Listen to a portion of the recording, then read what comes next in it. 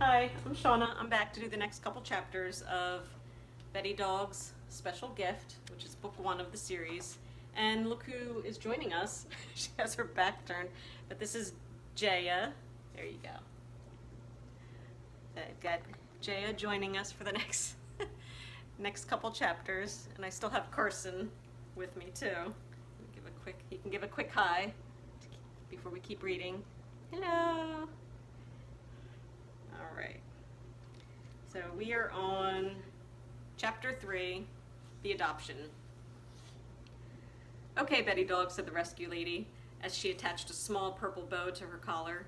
This is your big day. Time to meet two nice people who want to adopt you. Let's see how the three of you like each other. They seem very nice. She picked her up and carried her out of the house to a small sun porch. Betty Dog could see Chase and his wife Becca looking out over the grassy lawn. Here she is, said the rescue lady. Oh, whispered Becca as she knelt down to get a closer look at Betty Dog. She's awesome. She gently touched her head and tiny back. Well, she's awesome to us, said the rescue lady, but you do know she's deaf, right? Oh, of course, answered Becca. That doesn't matter. She's perfect the way she is. Look how she almost smiles, and how playful she is. At that moment, Betty Dog was trying to grab Chase's car keys, which dangled from a clip on his jean pocket. Here's a quick picture of a meeting. She's so smart, said Chase. Look at her investigating these keys. Maybe she wants to drive the car, too, he laughed. Becca picked her up and Betty Dog snuggled into her arms as if she was going to take a nap. In that moment, they looked like a happy family. Okay, we'll take her, right, Becca? Absolutely, said Becca as she held Betty Dog a little closer. Betty Dog's eyes were closed and she was falling asleep in Becca's arms. Great, said the rescue lady. Your application has already been approved, so there's nothing else we need to do. Thank you for saving a wonderful dog. Best of luck to you.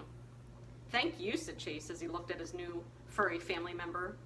Without people like you who take care of these rescue dogs and find them homes, we would never have known about this puppy. And that's a nice website you have too, he added. I think you gave her the chance to find us. Chase and Becca turned around to walk back to their car with Betty Dog. Now we just have to think of a new name, he said to Becca, as they carefully made their way down the driveway. What do you mean, asked Becca. Betty Dog? I mean, really? The name has got to go. But I like it, answered Becca. It fits her. Well, you can call her Betty Dog. Maybe I'll call her BD. She thought for a moment. You know what? That's not bad. It's short for Betty Dog. Or maybe Becca's dog. She laughed. No, he said with a smile. BD means B for beautiful and D for dog. I'm loving it, said Becca. She's our BD. And with that, Chase, Becca, and BD Betty Dog drove off to their new life together as a family.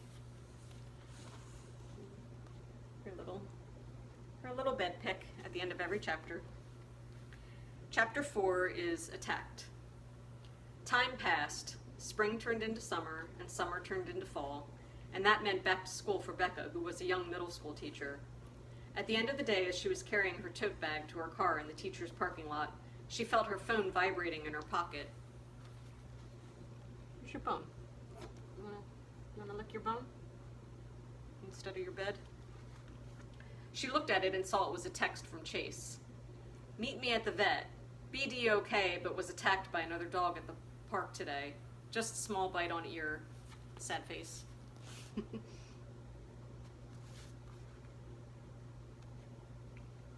Betty Dog, are you okay? Becca cried as she ran into the vet's office. Chase was standing at the desk paying the bill. He was holding BD, who had a white bandage on her ear. The vet said she'll be okay. Here. She'll be okay, said Chase, who passed the trembling dog into Becca's arms. Betty Dog was a lot bigger now, and Becca gently lowered her to the floor, where she knelt to hug her. She's still a little upset, he told her. So tell me what happened, said Becca. Jaya, relax, honey. Relax.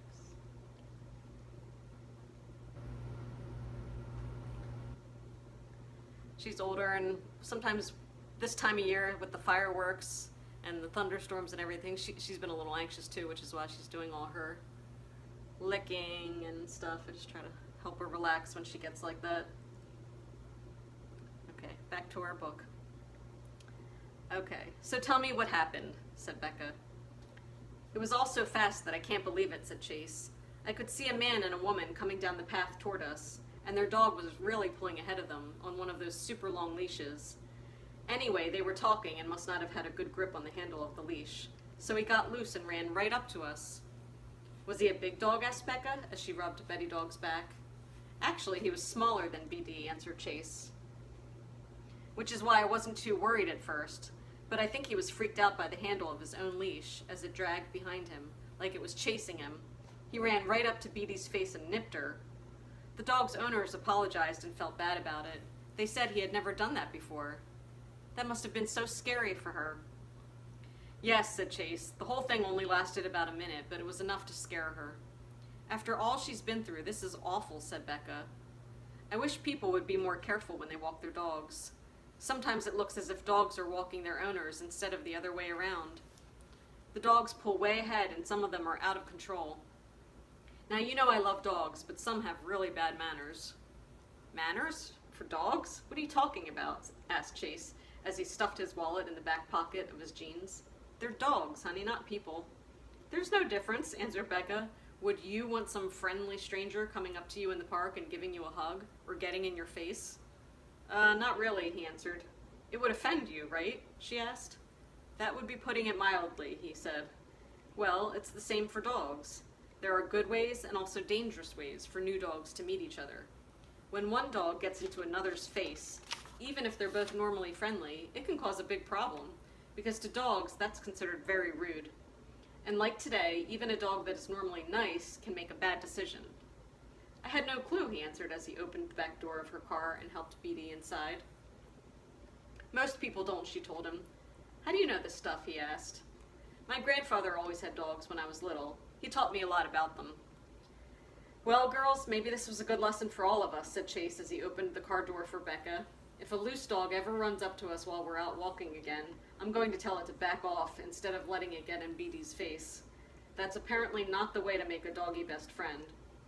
Hey, continued Chase as Becca slid into the driver's seat, why don't you take BD home while I do the drive-thru at Taco Heaven? I can pick up some dinner for us and meet you in a little bit. I think we need to turn this day around, and my stomach thinks that's the perfect way to start. Brilliant, smiled Becca as she snapped on her seatbelt. Sounds like a good plan. BD slowly stretched and then laid down on the back seat. Her thoughts had already drifted to the happy smell of tacos and dog biscuits. In her bed. It's okay, honey. Why don't you lick your bone while we do the next chapter? Lick your bone. Chapter 5. She's anxious. Like Jaya. It's okay. It's okay. Can you believe it's been almost a year since we adopted BD? She said to Becca as they watched her sleeping in her dog bed. Look how she fills up that bed, said Becca. Remember how small she was when we first got her? Now she's an adult dog. When you think about it, it's really amazing how fast they grow, he said. Hey, I have an idea. Let's have a party for her. I can cook out on the grill, we can invite our friends, and they can bring their dogs.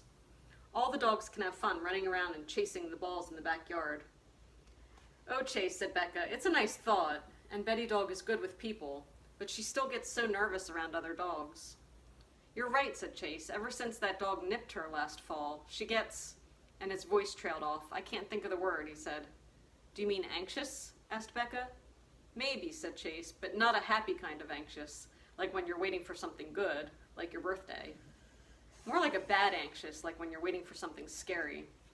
Like that creepy Halloween mask you try to scare the trick-or-treaters with? Hey, they like that mask. It's a fun kind of creepy, joked Chase. But going back to BD, yes, you're right. She's anxious on our walks.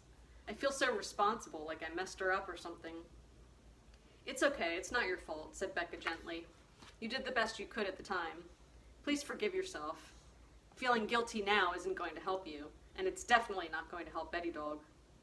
We will find a great dog trainer and work with BD to help her feel more confident on our walks together. We're going to help our beautiful Betty Dog. I have faith in her.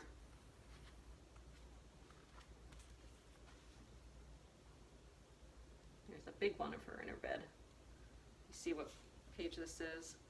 I'll do one more chapter in this clip. Chapter 6 is Becca's class. Good morning, everyone. Becca smiled as she greeted the small group of 6th graders sitting on the floor in a circle around her. Oh, bye, Jaya. Hey, you guys look sleepy this morning, she said. A few of them laughed. One boy let out a long yawn. Well, she continued, I just happen to have something that's going to wake you up. Or maybe I should say someone. What does she mean? Whispered one girl to her friend. A few other kids sat up straight and started mumbling to each other. What did she just say? Becca's eyes twinkled with happiness. Gosh, she loved this group of kids who came to her for extra reading help. At the beginning of the school year, she and Chase worked together to turn this small classroom into a relaxing space. There was carpet on the floor, beanbag chairs, big throw pillows, and even a couch to stretch out on while everyone practiced their reading. I have a very special guest today. Her name is Betty Dog. We call her BD for short. And guys, she could use your help. Then she began to tell them the story of how Betty Dog was adopted, how smart she is, about the attack, and how Betty Dog is now learning to become more confident with people and other dogs. She's doing so much better now that I'm taking her to classes for her canine good citizen test, but it would be a huge help if she could practice some of her new skills with you. She really likes people, but she has to remember to stay calm, even in brand new places. Our classroom will be perfect. At that moment, Chase appeared in the doorway with Betty Dog attached to a short purple leash. She stood quietly next to him, but she looked alert and interested as she peered into the room of kids sitting on the floor. There were gasps of surprise, and 2 boys started to scramble to their feet. No, it's okay, everyone. Just stay seated, and please ignore her. Let Betty Dog walk around, sniff, and get to know you with her nose first. Think of her nose as her computer. She's gathering information about you. When she realizes you are nice, then she can relax and be your friend. Doesn't she know that we're nice right away? Asked one girl. We don't look mean, do we? Becca smiled and went on to explain. It's not that she doesn't like the way you look, or that she thinks you're mean, but 2 things are important for Betty Dog when meeting new people. First, she needs to use her nose to get information about you because she's a dog, and that's just how dogs are. It's like how you and I tend to use our eyes first to look at a new person or place, because we're people. And second, she needs to learn to trust a little bit more. She lost some trust in people and other dogs that day in the park. Sometimes it can take a while to learn that it's okay to trust others again. Oh, said the kids as they nodded and tried hard to understand what it feels like to be a dog, and then to imagine what it feels like to be a dog who had to learn to trust again. But one boy looked down quietly, his eyes full of sadness, because he knew exactly what BD was feeling. He knew what it felt like to lose trust in other people. His name was Aiden, and he had a very hard time speaking in front of people because he had what was called a stutter. Sometimes he could relax more at home and his words would come out a little smoother, but in front of other kids, and especially new people, every word was difficult to speak. He remembered the first time another student looked at him with a funny face as he tried to introduce himself. He tried to say, "Hi, I'm Aiden, what's your name?" But instead it sounded like, "Hi, I'm Aiden, well, what's your name?" The other boy made an ugly face and then started laughing at him. Then the boy ran over to some other kids and they all started pointing at him like he was weird. It was awful. Aiden lost trust in people that day, and he wasn't sure if he could trust them again. That must be what BD is feeling, Aiden thought to himself. BD's visit to the reading group turned out to be a wild success. By the end of the first session, she had spent time laying on a pillow, listening to 2 girls read. Because she couldn't hear their voices, the girls felt very relaxed, knowing that BD didn't know or care if they made mistakes. She was just happy to be with them. After that, a few boys asked Becca to show them sign language so they could practice Betty Dog's commands with her for her dog test. They were so good at it that Becca helped them go online to read more information about sign language. Excited by what they learned, they asked if they could help some of the hearing impaired kids in their school. One thing led to another as the good energy spread and grew. Finally, after the excitement of the day started to wind down and most of the kids were done practicing, Aiden motioned to BD to come over to his beanbag chair. BD's eyes lit up at the invitation and she pranced over with her happy Dalmatian walk, eager to meet a new friend. Aiden smiled at BD and then leaned into her as they both sunk into the chair. Beatty's elbows were a bit sharp as she leaned against him, but Aiden didn't care. He felt comfortable with her there, and he slowly opened his mouth and began to practice his reading.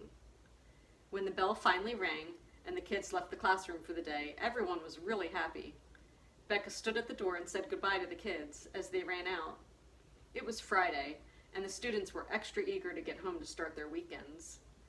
Usually, Aiden would hang back behind the other kids and walk out silently, sometimes nodding to Becca as he quietly left. But today was different.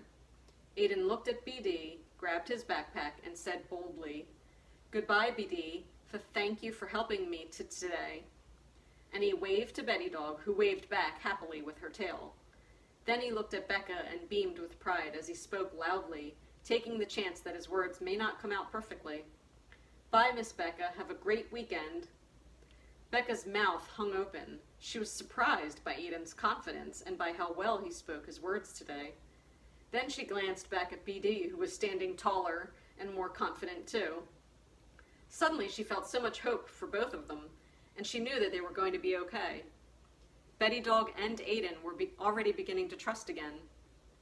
As Becca stuffed her books and laptop into her tote bag, she felt Betty Dog watching her with a soft, happy gaze. BD's gentleness was mixed with a strength that wasn't there this morning, but now was growing like a wilted flower that had been watered. Chase, Becca, and BD walked out of the classroom and down the long hallway into the blinding light that streamed through the open door to the parking lot. BD squinted her eyes and felt the warmth from the sun wrap around her like a loving hug. What a happy day, thought Betty Dog, as she settled in the back seat of Chase's car for the ride home. I mean, I could actually feel the happiness spread. It's contagious, like a cough or a sneeze, but when others catch it, it doesn't make them sick. It makes them strong and joyful, smiley and awesome, maybe a little goofy, but totally perfect. Yep, it was a perfect day. She closed her eyes and slept all the way home. And I'll stop here for this little clip and continue with chapter 7 in the next video. Thanks.